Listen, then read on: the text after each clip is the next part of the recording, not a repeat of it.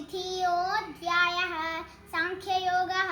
संजय उवाच तं तदा कृपयाविष्टम् अश्रुपूर्णाकुलेक्षणं विषीदन्तमिदं वाक्यम् उवाच मधुसूदनः।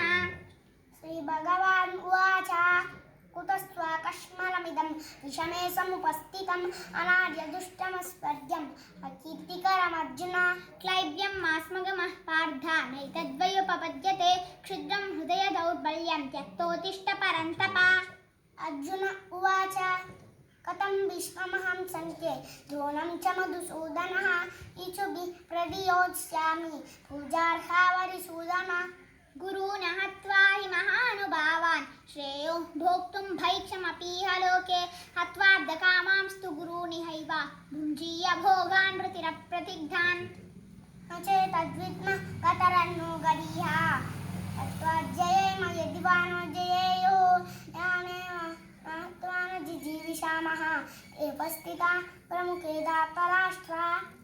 कार्पण्यदोषोपहतः स्वभावः पृच्छामि त्वां धर्मसम्मूढचेताः यस्य यश्चान्निश्चितं ब्रूहि तन्मे शिष्यस्तेऽहं साधिमां त्वां प्रपन्नम्।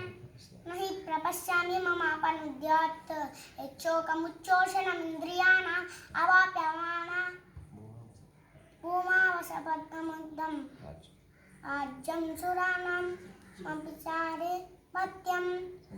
संजय उवाच एवमुक्त्वा हृषीकेशं गुडाकेशः परन्तपः न योत्स्या इति गोविन्दम् उक्त्वा तूष्णीं बभूवः।